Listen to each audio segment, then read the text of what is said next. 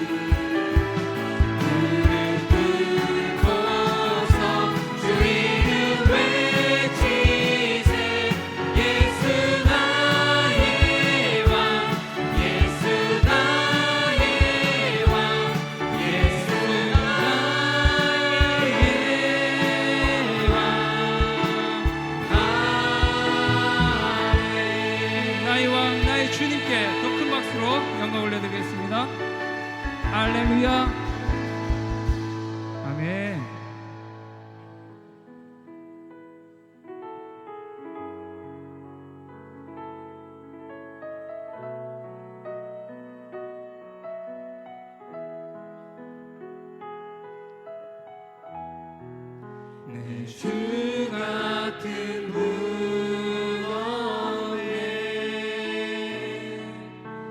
그 어느 누구도 내 생명 다하도록 주 얼굴만 구하리. 내 주가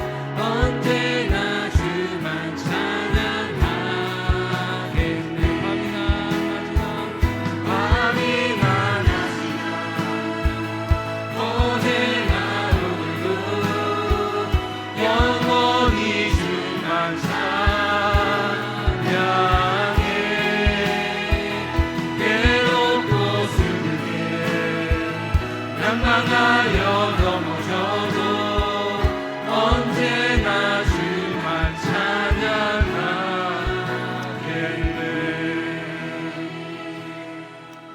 사랑하는 성도 여러분, 우리는 미리 택하신 주님의 증인들을 고백합니다. 우리를 통하여서 심판자이신, 정말 재판장이신 그 예수 그리스도, 또 우리의 모든 죄를 사해 주신 구원자이신 예수 그리스도를 참 우리를 통하여서 선포되어지고 증거되어지기를 하나님께서는 원하십니다.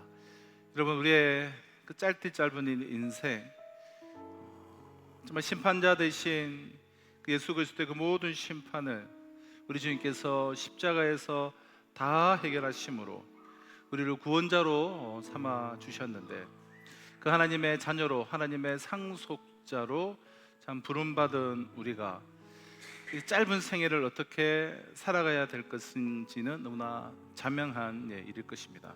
하나님의 자녀로, 하나님의 상속자로서의 그러한 삶의 가치관을 가지고 세상을 바라보며 그러한 삶을 우리가 살아야 할 것입니다.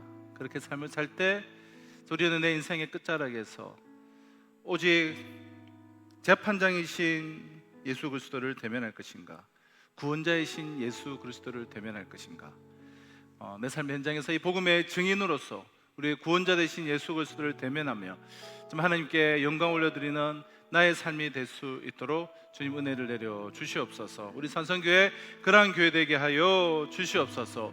구원자이신 예수 그리스도를 배웠고 그분을 맞이하는, 그분께 칭찬받는 교회 되게 하여 주시옵소서. 우리 자신의 영혼을 돌아보며 또 우리 산성교회를 위하여서 우리 주만 부르시고 함께 우리 기도하신 후에 우리 장순혁 권사님 우리 마무리해서 기도해 주시겠습니다. 함께 우리 주만 부르시고 기도하며 나도록 하겠습니다. 주여, 주님, 나의 인생의 끝자락에서, 나의 인생의 그 끝날 가운데 온전히 나의 구원자이신 예수 그리스도를 대면하며 그분께 내 삶을 올려드리는 인생 되게 하여 주시옵소서.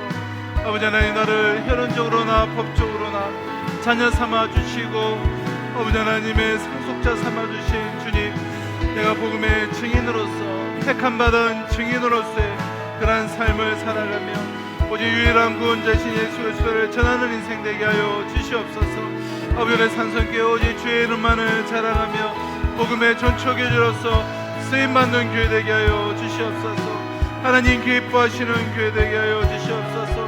하나님이 기뻐하시는 하나님의 사람들이 불일 듯이 일어나게 하여 주시옵소서. 아버지 하나님, 중단 없이 전진하며 표대를 향하여 나아가는 우리 산성교회 우리 모든 성도들 되게 하여 주시옵소서.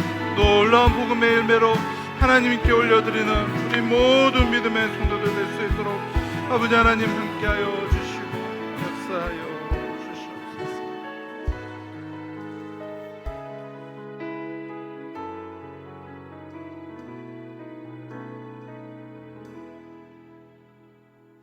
우리를 그리스도의 존귀의 한 자요 왕같은 제사장으로 삼으신 하나님 아버지, 감사를 드립니다. 죄로 죽어 마땅한 우리를 보혈의 피로 속량하여 주시고 오늘도 주님 앞에 나와 찬양하며 예배드리게 하시니 감사와 영광을 돌립니다. 이곳에 산성교회를 세워주시고 주의 정을 세워주셨으니 우리 모두가 주 안에서 뜨겁게 사랑하게 하시고 아름다운 공동체를 만들어갈 수 있도록 성령으로 충만하게 도와주시옵소서. 다음 세대가 아름답게 세워지고 부흥되기를 기도합니다. 우리 산성교회가 땅끝까지 복음을 전파하기 위한 성교의 사명을 감당하게 하여 주시옵소서. 어렵고 힘든 성도들의 삶을 회복시켜 주시고 주 안에서 항상 기뻐하는 성도들이 되게 하사 모든 염려를 주님께 맡기고 감사함으로 간구하는 성도들이 되게 하여 주시옵소서. 모든 성경은 하나님의 영감으로 된 것이라고 하였습니다. 교훈과 책망과 바르게 함과 의로 교육하기에 유익하다고 하시니 늘 성경을 묵상하는 성도들이 되게 도와주시옵소서. 하나님 아버지, 이 나라를 주님께서 지도하여 주시고 다스려 주옵소서. 공의와 정의로 이 나라가 세워지게 하시고 복음을 전파하는 이 땅이 되게 하여 주시옵소서. 이 시간 담임 목사님 말씀을 전합니다. 우리 모두가 은혜 받게 하시고 그리스도로 충만한 시간 되게 하여 주시옵소서. 예수님의 이름으로 기도합니다.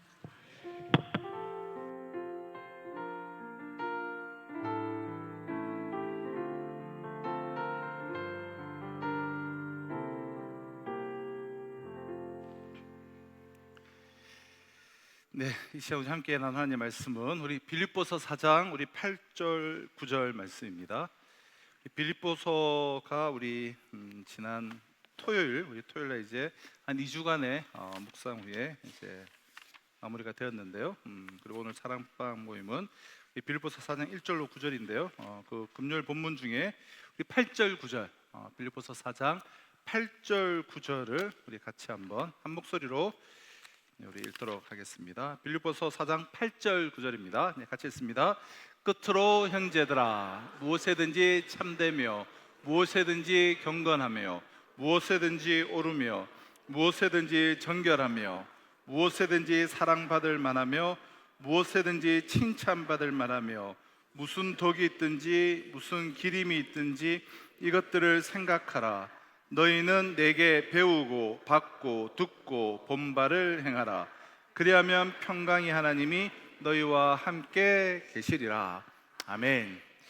오늘 본문은 이제 끝으로 형제들아, 이제 사도 바울의 그 빌립보 교회를 향한 그 사랑의 서신, 그 기쁨의 서신이 이제 끝나는 마지막으로 하는 겉면이라고 할 수 있는데요. 바울이 지금까지 이제 전달하려고 했던 모든 그 내용을 이제 요약하고 있는, 그러니까 그리스도인들의 어떤 이제 윤리 강령이라고 할까요? 그러니까 생활 이제 덕목이라고 할 수 있는 그러한 부분들이 이제 기록되어 있습니다. 자, 무릇 그리스도인이라고 한다면 이렇게 살아야 한다라고 윤리적이고 매우 실제적인 부분을 이제 가르치고 있는 것이죠. 이제 교리적인 가르침 이후에 실제적인 부분. 자, 그렇게 살아야 하는 이유에 대해서 지금까지 바울의 긴 편지 가운데 그 왜 그렇게 살아야 되는가 교리적인 내용들은 다 설명해 놓았어요. 그래서 이제는 보다 좀 실제 생활 가운데에서 어떻게 할 것인지 그 실천적인 면을 설명하고 있는데요. 자, 실천적인 면을 설명하면서 오늘 본문은 두 가지를 이제 명령으로는 두 가지 크게 명령을 주고 있습니다. 첫 번째는 생각해라라는 명령이고 두 번째는 행하라라는 명령이에요. 생각하라 그리고 행하라. 이 두 가지 명령을 잘 지키면 평강의 하나님께서 함께 계실 것이다라는 그런 약속도 또 이제 덤으로 이제 주어지고 있습니다. 자, 먼저 첫 번째 명령이 생각하라. 생각하라라고 우리에게 명령해요. 자, 8절을 한번 다시 보실까요? 끝으로 형제들아 무엇이든지 참되며 무엇이든지 경건하며 무엇이든지 오르며 무엇이든지 정결하며 무엇이든지 사랑받을 만하며 무엇이든지 칭찬받을 만하며 무슨 덕이 있든지 무슨 기림이 있든지, 이 기림이라는 것이 칭찬하다, 칭찬받을 만하다 그런 내용인데 한글 성경에 좀 칭찬이라는 것이 좀 중복되어 있는 느낌인데요. 하여튼 무슨 기림, 그러니까 칭찬받을 만하며 무슨 덕이 있든지 이런 의미인데요. 자, 이것들을 생각해라라는 거예요. 6가지를 생각하라는 명령은 마음에 품고 또 깊이 숙고하라 그런 뜻이죠. 생각해라는 것은 여러 가지를 쭉 이렇게 겉면을 하면서 그 하나하나가 어떤 의미를 가지고 있는가라는 것을 꼼꼼히 헤아려보고 깊이 숙고하고 심사숙고해라, 즉 생각해라는 거예요. 자, 8절에 여러 가지 기독교의 그런 윤리들이 쭉 이렇게 제시되고 있는데요.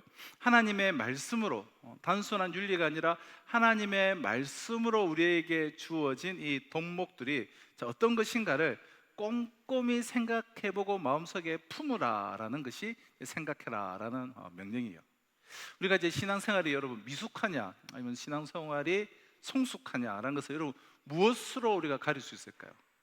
한 성도의 신앙생활이지만 성숙한지 미숙한지.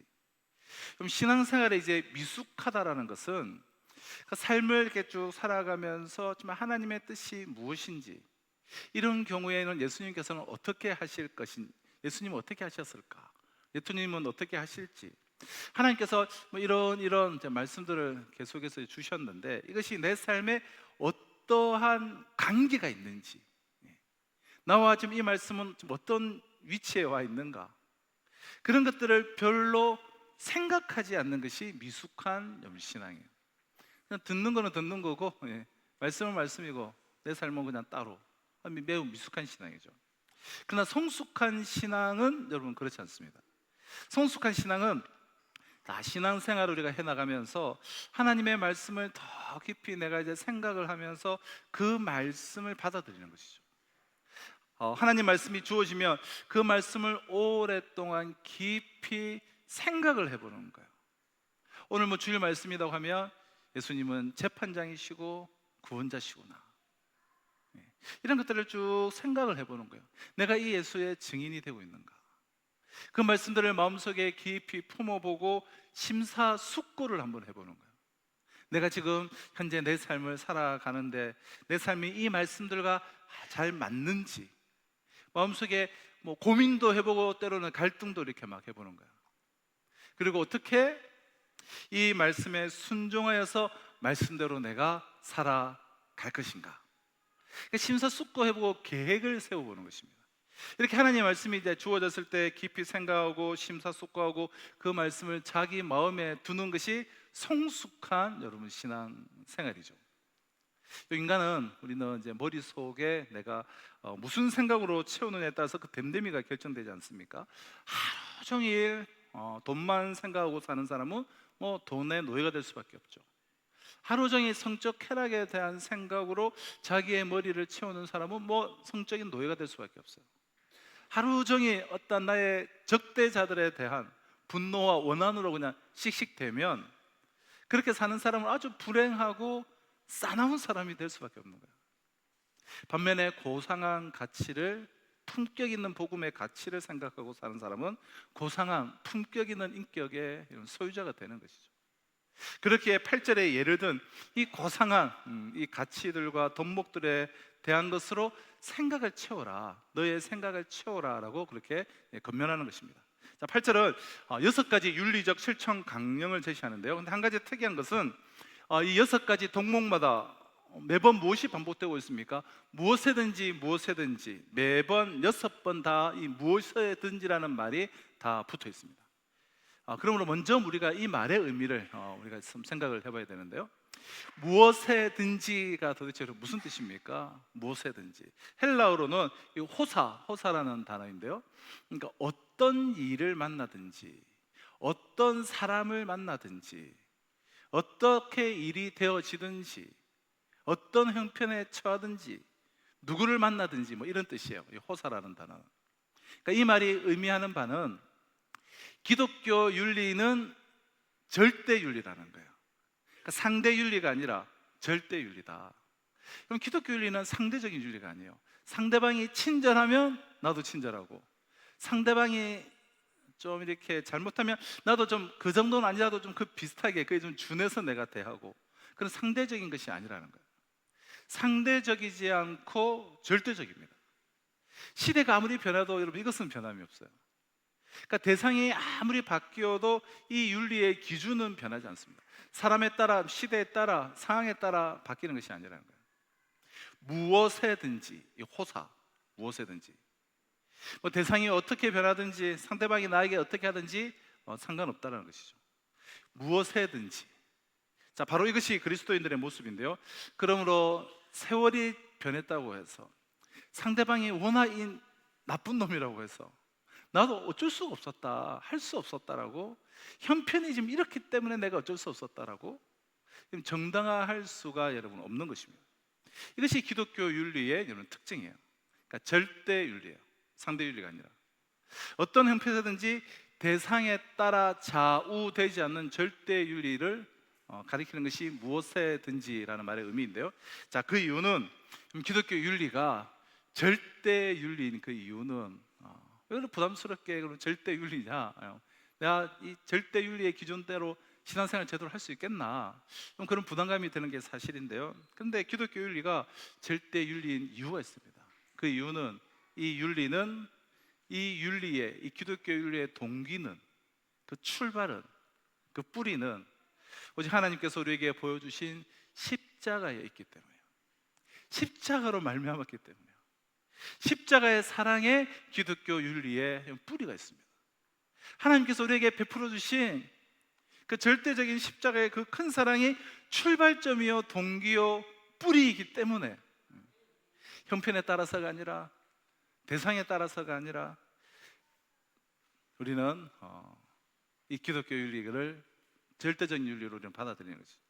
그래서 원수가 줄이거든 먹이고 목마르거든 마시우라. 로마서 12장에 보면 원수가 줄이거든 먹이고 목마르거든 마시우라 하는 이런 말씀도 우리가 이해가 되는 것입니다. 원수니까 내버려 두라는 것이 아니라 내 편에서 해야 할 일은 변함없이 다 해야 한다는 거예요. 이런 의미에서 상황윤리, 오늘날 상황윤리가 얼마나 많습니까? 상황에 따라서 바뀌는 윤리, 그것은 기독교에서는 통하지 않는 거예요. 언제나 무엇에든지 그리스도인은 그리스도인으로 살아가야 한다, 그런 말씀입니다. 누가복음 10장 3절에서 예수님께서 제자들을 세상으로 보내시면서 이런 말씀을 하잖아요. 내가 너희를 보냄이 어린 양을 이리 가운데로 보냄과 같도다. 그러면 좀 우리를 좀 양이 아니라 좀 뭐 강하게 하고 뭐 이리를 없애주시던가 그렇게 말씀하지 않고 내가 너희를 보냄이 어린 양을 이리 가운데로 보냄과 같다. 이 말씀이 그러면 무슨 뜻입니까? 너희는 양이요 끝까지 어떤 상황에서도 양이어야 한다. 양으로 살다가 양으로 그렇게 죽으라는 거예요. 우리가 남녀 관계이든 부부 관계이든 이 관계 속에서 이 변심이 많지 않습니까? 변심이 많기에 양으로 시작해서 고양이로, 고양이에서 여우로, 여우에서 호랑이로 변한다, 뭐 그런 말 있지 않습니까? 여러분 이제 우리 남자분들은 누구를 말하는지 내가 알겠다, 그렇게 되면 안 되고요. 연애할 때는 순한 양이지만 결혼하면 금방 고양이가 되고, 그리고 시간이 지나면 여우가 되고, 그 다음에 호랑이가 된다. 뭐 우스개 세상에서 떠도는 말이지만 이것은 잘못된 신앙이죠. 대상과 상황에 따라서 내가 변질되거나 둔갑되어서는 안 된다는 거예요. 상대방은 어떻게 변하든지 그리스도의 윤리는 절대로 여러분 변할 수가 없습니다. 그래서 본문은 무엇이든지 참되며 무엇에든지 경건하며 무엇에든지 오르며 무엇에든지 정결하며 무엇에든지 사랑할 만하며 무엇에든지 칭찬받을 만하며, 그러니까 그리스도인들이 지녀야 할 절대적인 6가지 덕목을 말씀하고 있는데요, 이것들을 가슴에 새기고 심사숙고하고 생각하라라는 것입니다. 자, 6가지 덕목을 최대한 기본 핵심 내용만 압축해서 간략하게 한번 살펴보면, 첫째는 무엇입니까? 무엇에든지 참되며, 무엇에든지 참된 것을 생각해라는 것이죠. 어떤 경우에도 그리스도인들은 참되어야 한다. 언제나 참되지 않아도 괜찮을 그런 이유는 없고, 거짓될 수도 있는 구실도 성립되지 않는다는 거예요. 이 일은 진실하지 않아도 된다, 저런 일은 좀 거짓돼도 괜찮다라는 생각은 잘못됐다는 것이죠. 우리는 마음을 참된 곳에 둬야 합니다. 말과 생각과 행실을 진실한 것에 근거해서 생각하는 그런 습관을 우리는 들여야 되죠. 우리의 마음과 생각이 정말 헛된 것과 어리석인 것에 기울이지 않도록 실체가 정말 참된 것에 마음을 두고 생각을 그런 것들로 가득 채워야 한다는 거죠. 그리스도인들은 범사에 참되고 진실해야 돼요. 그럼 둘째, 무엇에든지 경건하며. 그리스도인들은 무엇에든지 경건해야 돼요. 어떤 영역에서든 어떤 상황에서든.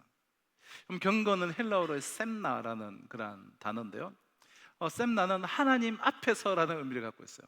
그러니까 경건은 하나님 앞에서요. 하나님 앞에서 내가 살아가고 행하는 것이 그게 바로 경건이죠. 우리는 항상 하나님 앞에서 사는 모습으로 살아야 합니다. 그래서 제자훈련을 하면 숙제가 저는 별로 안 많다고 생각하는데 집사님들은 많다고 생각하시던데, 그 숙제를 제가 일일이 이렇게 체크한다기보다 하나님 앞에서 우리가 과제를 하는 거예요.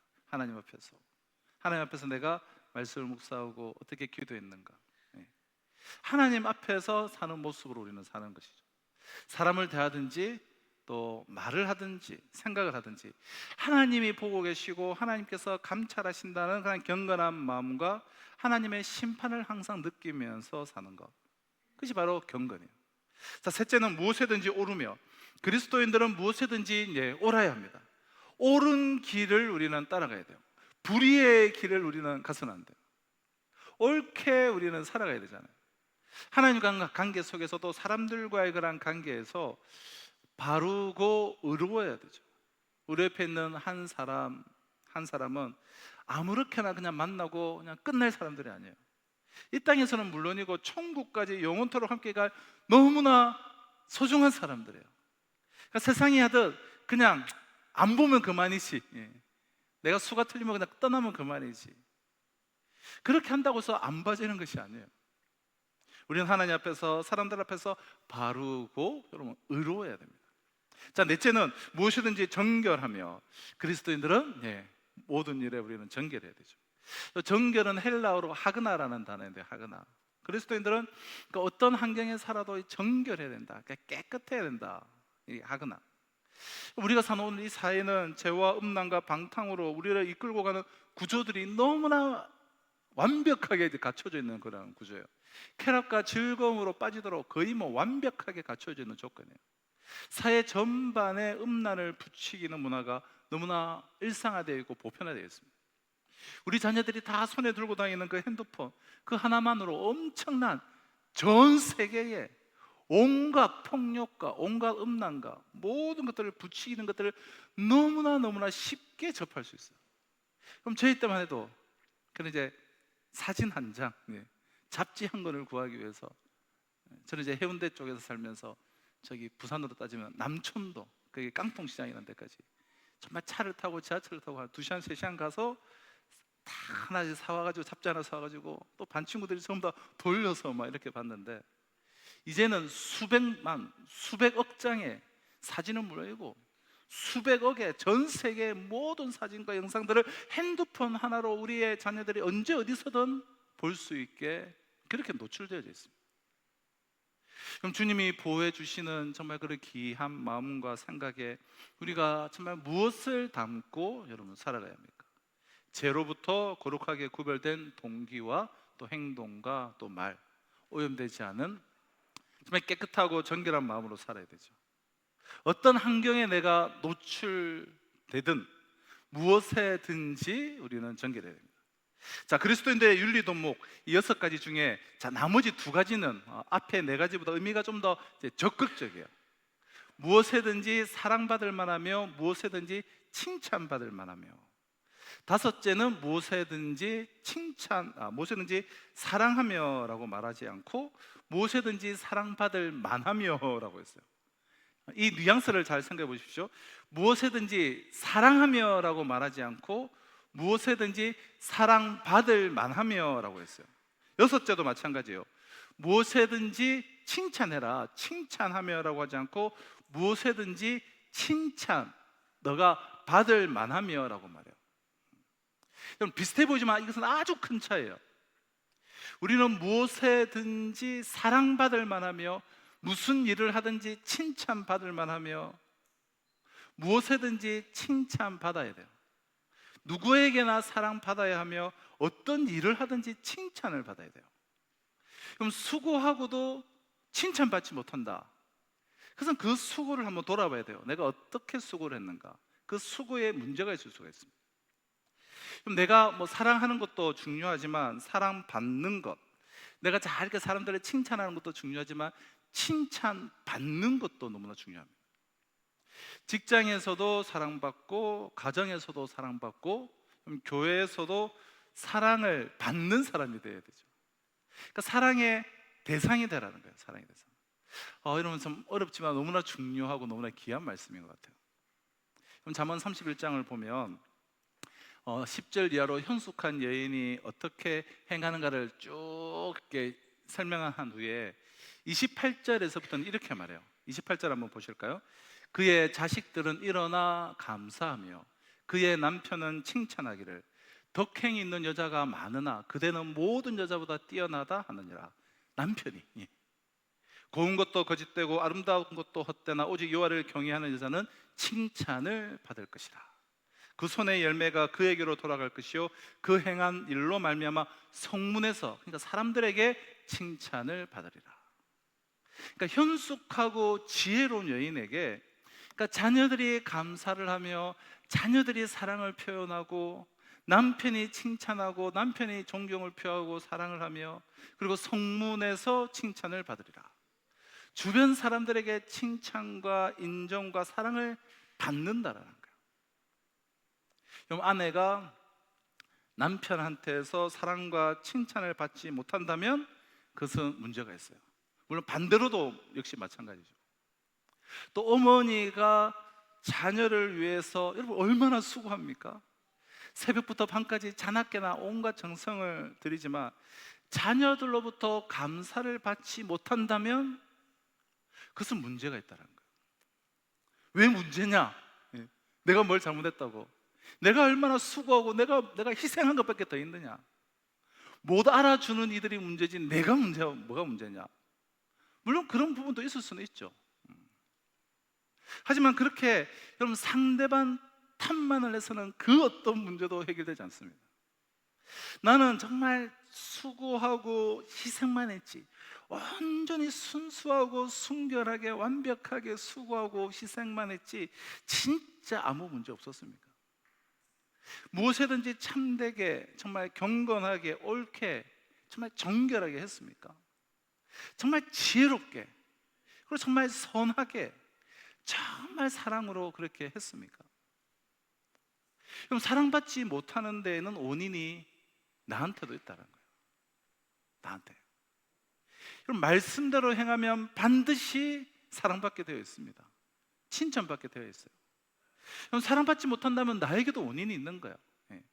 내가 칭찬받지 못한다면 나에게도 원인이 있다는 거예요.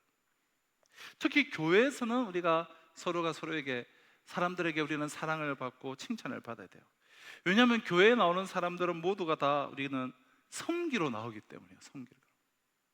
특히 성도님들 중에 우리가 다 봉사하고 섬기며 사례를 받는 분 계십니까? 네. 아무도 사례받지 않아요.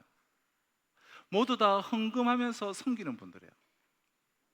쉽게 말해서 다 내 돈 내면서 내가 믿고 내 돈 내면서 내가 섬기는 거예요.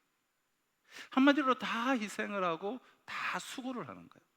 근데 그렇게 드리고 수고하고 또 땀 흘리고 또 정성을 들이고 나서도 사랑을 받지 못한다며, 사람들에게 칭찬을 받지 못한다면 문제가 있지 않겠습니까?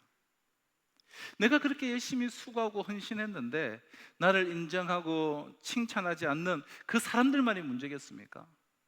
정말 그런 것인가? 내 문제는 정말 전혀 없는가? 물론 우리가 구분해서 생각할 것은 있어요. 시기 질투. 시기 질투.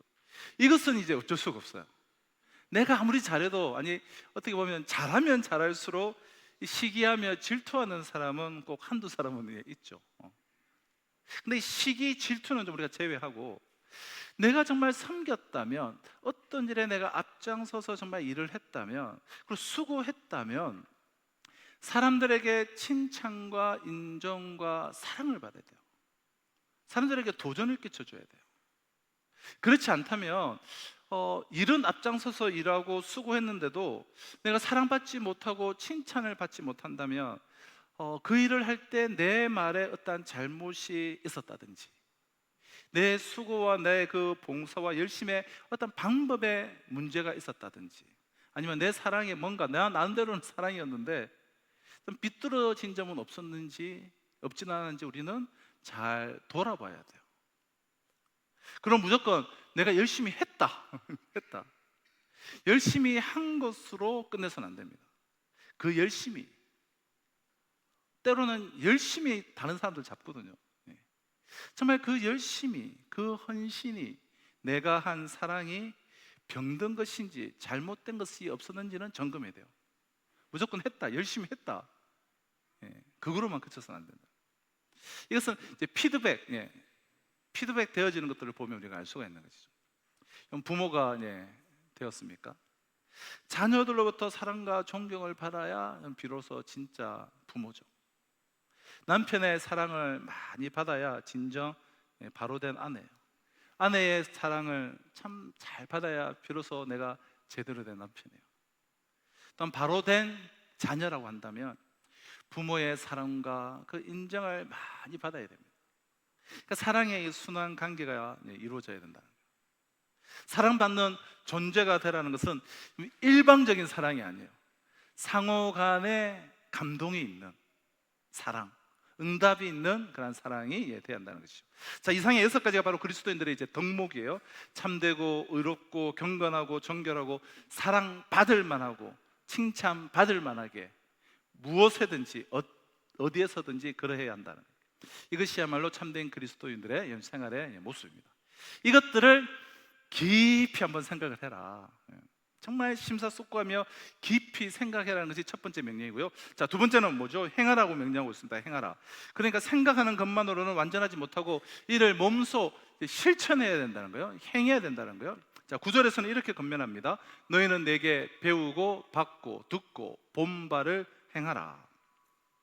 자, 배운다라는 말은 어떻게 보면 이성적인 것이죠. 합리적으로, 논리적으로 이성이라는 그런 기능에 의해서 알아지는 것입니다. 배운다. 자, 받는다라는 것은 이것은 가슴으로 받는 것이죠. 이성으로 받는 것이 아니라 사랑이라는 감정을 통해서 마음문을 열고 이렇게 받아들이는 거예요. 머리로 받는 것이 아니에요. 무작정 좋아서 받는 거예요. 생각으로는 사랑하겠다고 하면서도 마음이 움직이지 않으면 사랑할 수가 없습니다. 받는다라는 것은 가슴으로 받는 거예요. 세 번째, 듣는다라는 것은 이것은 의지적인 거예요. 의지적인 거. 그러니까 귀를 내가 기울여서 듣는 거예요. 그러니까 처음부터 내가 순종하려는 마음을 가지고 들어야 들려지게 돼요. 처음부터 그냥 순종하려는 마음이 없이 있으면 안 들려져요. 들은 것 같으나 하나도 안 남고 들려지지 않습니다. 나의 주의와 생각을 기울여야 그것이 바로 이제 듣는 것입니다. 예배 드린다고 우리가 다 같이 앉아 있는 것 같지만 딴 생각하고 눈 뜨고 조는 분들도 있어요. 아예 그 말대로 내가 순종할 생각 자체가 없으면 들려지지 않습니다. 무슨 말을 들으려면 저 생각이 내가 옳다라는, 그리고 어떠한 믿음과 존경을 가지고 대할 때라야 들을 수가 있는 것이죠. 즉, 그러니까 사모하는 마음이 있을 때에 우리가 듣게 되는 것이죠. 자, 마지막으로 본다. 이 본다는 것은 이것은 체험적인 것이죠. 보고 내가 경험한 거예요. 체험한 거예요. 자, 이렇게 배우고 받고 듣고 본 바를 이제는 행하라라고 말씀합니다. 행해라. 이것이 기독교예요. 복음을 내가 배우고 그리고 받고 또 듣고, 그저 마음으로 동의하고 끝나는 것이 아니라 동의했다면 행함으로 내가 살아내고 구체적인 삶의 자리에서 행함으로 나아가는 것이죠. 빌립보를 통해서 쭉 사도 바울에게서 우리가 배운 것이 무엇이었습니까? 그 지난 한 2주 동안 그리스도를 배웠고, 그리고 하나님께 나아가는 교리를 배웠고, 그리스도인들의 생활 철학, 또 생활의 모습들을 우리가 배웠습니다. 그러므로 이제 배운 바도 행하고, 받은 바도 행하고, 들은 바도 본 바도 행해라라는 그런 말씀입니다.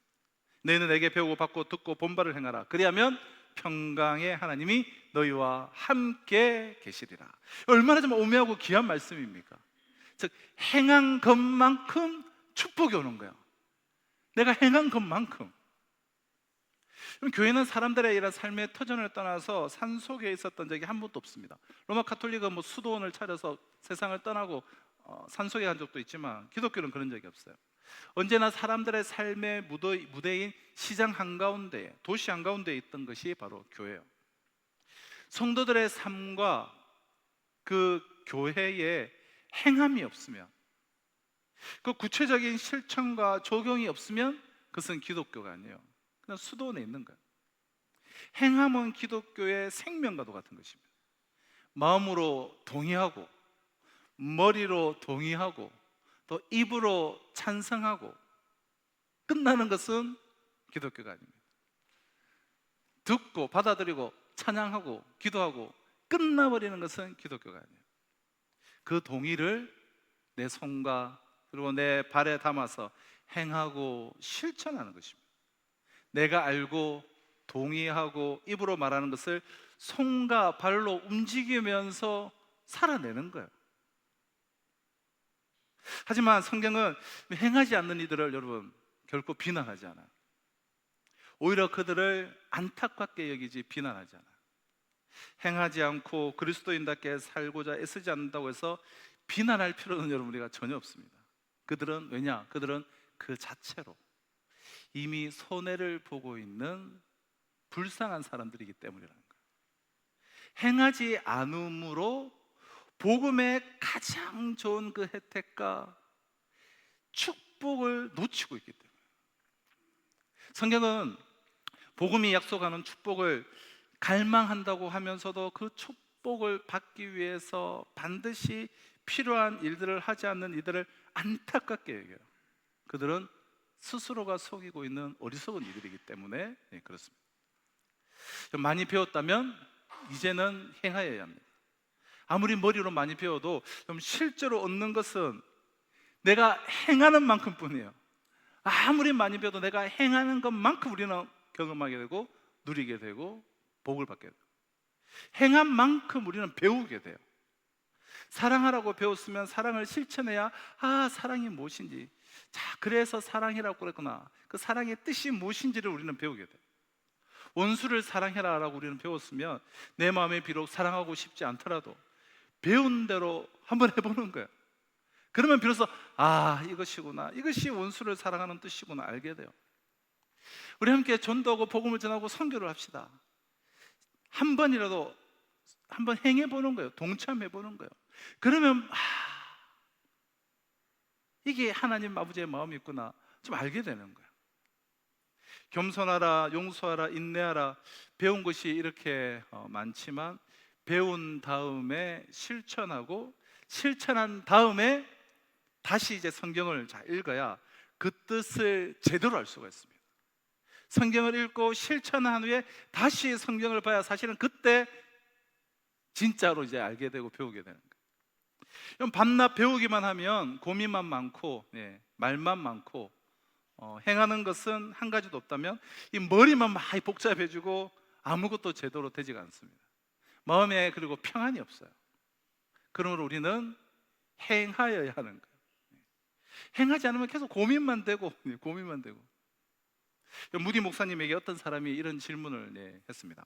성경을 읽다가 잘 깨달아지지 않고 의심이 생기면 어떻게 하면 좋습니까? 이 질문에 무디 목사님이 이렇게 답했어요. 성경을 읽다가 의심이 생기고 깨달아지지 않으면 성경을 덮고 뛰쳐나가서 전도하십시오. 성경책을 놔두고 나가서 전도하고 지나가는 손수레라도 한번 밀어주십시오. 무슨 일인지 찾아서 봉사하고 전도하십시오. 그리고 돌아와서 성경을 읽으면 해석이 잘 될 것입니다. 이렇게 말씀하셨어요. 아주 중요한 교훈이라고 생각합니다. 행하지 않고 읽기 때문에 이해가 안 되는 거야. 깨달아지지 않는 거야. 행하지 않고 듣기만 하기 때문에 변화가 없습니다. 내가 깨달은 것은 실천해야 돼요. 그래야 할 때 평강의 하나님이 우리와 함께 계십니다. 행해야 한다는 거예요. 배우기만 가지고는 안 됩니다. 받기만 해서는 안 돼요. 듣기만 하고 깨닫기만 하고 좋다라고 고개를 연신 끄덕이기만 하고 보기만 하고, 그러니까 체험만 하고 기쁘다, 어떤 체험이 있어서 정말 팔짝팔짝 뛰어봐야 그것은 곧 사라질 신기루에 불과합니다. 그 어떤 체험도 금세 사라지는 신기루예요. 배우고 받고 듣고 본 바를, 체험한 바를 행하여야 하나님의 평강이 우리와 함께 하실 것입니다. 행한 만큼만 평강을 받습니다. 행하지 못한 부분은 고민과 본민으로 남게 돼요. 사랑하는 성도 여러분, 이것들을 생각하라, 그리고 행하라. 하나님 말씀이 주어졌을 때 깊이 심사숙고하고 그 말씀으로 내 마음을 채우고, 그리고 깊이 우리는 생각해야 합니다. 그리고 그 생각대로 행해야 돼요. 우리를 향한 이 행함에 대한 부르심은 좀 더디 가는 것 같지만 세상을 참되게 치유를 합니다. 그럼 정치로 이제 대선이 며칠 안 남았지만 사실 정치로 세상이 바뀌어지지 않죠. 뭐 어느 정도 뭐 누가에 따라서 차이는 있죠. 그러나 본질적으로 바뀌어지진 않잖아요. 정권이 바뀐다고 세상이 완전히 바뀌어지지 않습니다. 법을 바꾼다고 해서 달라지지 않아요. 진리를 아는 사람들이 진리를 생각하고 그 진리대로 살기 시작할 때 우리는 진실한 그 변화를 우리는 경험하게 되는 것입니다. 하나님 보내신 자리에, 삶의 자리에서 꼭 우리가 행합시다. 그저 마음으로 동의하고 입으로 말만 하지 말고 손발을 움직여서 행하고 실천하고 그렇게 살아가는 것이죠. 우리 성도들 한 사람 한 사람이 나 혼자서 어떻게 그것을 하느냐라고 생각하지 말고 각자가 자신이 처한 삶의 그 현장 속에서 오늘 본문에 나온 이 덕목들을 마음에 두고 그리고 꾸준히 우리가 생각해서 이 덕목들을 실천해 나갈 때에 평강의 하나님이 우리와 함께 계셔서 그 평강의 하나님께서 우리의 삶과 우리의 가정과 우리의 교회를 아름답게 변화시켜 주실 줄로 믿습니다. 기도하도록 하겠습니다. 주의 말씀을 깊이 생각하며 행하는 은혜가 우리의 삶에 충만하게 하여 주시옵소서. 배우고 받고 듣고 본 바를 행할 수 있는 은혜를 허락하여 주시옵소서. 평강의 하나님이 우리의 가운데 충만하게 임하여 주시옵소서. 예수님의 이름으로 기도합나이다. 아멘.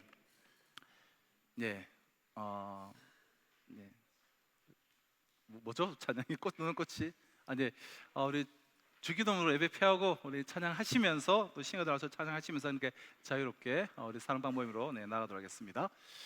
우리 주님 가르치신 기도로 오후 예배 피하도록 하겠습니다.